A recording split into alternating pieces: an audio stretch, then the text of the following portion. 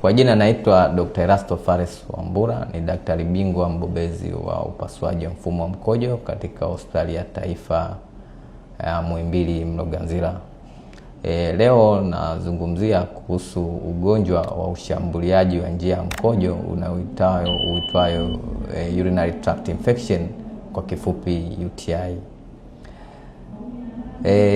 UTI wanasema ni response, matokeo ya njia ya mkojo kureact kutokana na kushambuliwa either kwa bakteria au fungus au changamoto yote ambayo inasababisha ule ukuta wa njia ya mkojo kuleta dalili ambazo mgonjwa anazisikia. UTI imegawanyika katika sehemu kuu mbalimbali kulingana na anatomy au kiungo kile cha mwanadamu ambapo kimeshambuliwa, kuanzia kwenye njia ya mkojo unapotokea hadi mkojo unapotengenezwa. Lakini asilimia kubwa wagonjwa wengi wanalalamika, wanakuja kwenye kliniki zetu wakiwa na mashambulizi ya njia ya mkojo kwenye kibofu cha mkojo, au wanaita kwa kitaalamu wanaita cystitis. UTI husababishwa na bakteria kama nilivyosema, au anaweza kusababishwa na fungus au inaweza kawa ni dalili msababisha mgonjwa akaja kama kibofu kuuma au juu chini ya kitovu, akana kojoa mara kwa mara, akawa anaoma au asiwe naoma. Wakati mwingine inaweza ikazidi, mgonjwa akaweza kupata vitone vya damu au mkojo ukachanganyikana na damu. Vile vile anaweza kapata kichefuchefu au na akatapika. Na vile vile UTI ikishambulia kwenye figo, mgonjwa anaweza kaja na upande wa kushoto huku kajuu ya nyonga, upande wa kushoto au wa kulia ambapo figo zinakaa, akaanza kusikia maumivu, akapata kichefuchefu, akawa anaoma. Vile vile kwenye kukojoa, vile vile kana dalili sasa za mkojo, au kama akakojoa mchanganyiko wa damu au la. Sasa tunagunduaje UTI? UTI tunasikiliza dalili anazoeleza mgonjwa na kupima mkojo pamoja na damu.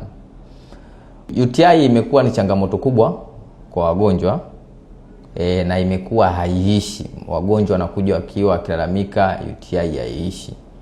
Kwa kitaalamu wenyewe mtaani wanaita UTI sugu, lakini huku tunaita recurrent cystitis chronic UTI. Sasa neno chronic limebakishwa kwenye njia za juu za mkojo, ambao meli kwenye figo inapopata UTI au mashambulizi ya muda mrefu na changamoto zake kama maumivu, chefuchefu, homa isiyoisha, tunaita chronic.